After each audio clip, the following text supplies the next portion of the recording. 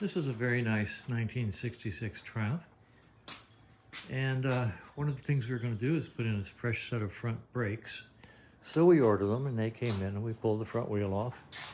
And walking over here, I'll show you how, even though we have the right part number for this bike, and these were the right part number shoes for this bike, they are completely different than the shoes that came off of this bike.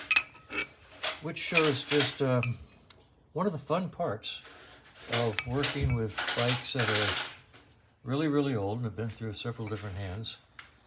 Chances are this is an earlier model front wheel, and we have to do some research now to find out the part number to order. Gee, once again, the fun just never stops. Frankly, I'll probably end up calling my different suppliers, sending them these pictures and asking them what do they think. This does have a casting number on it,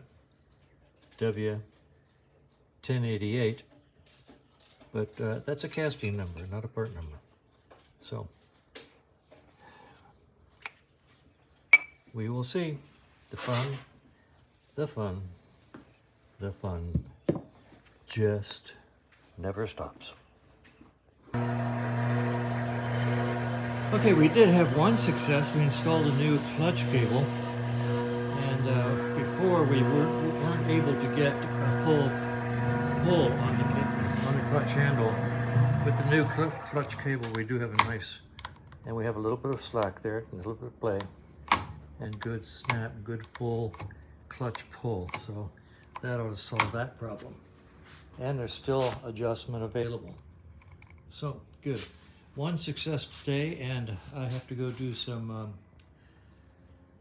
part studying and calling vendors and try to figure out where to get a set of front brakes for this bike. And the fun just never stops. On the other hand, it is a pretty bike, isn't it?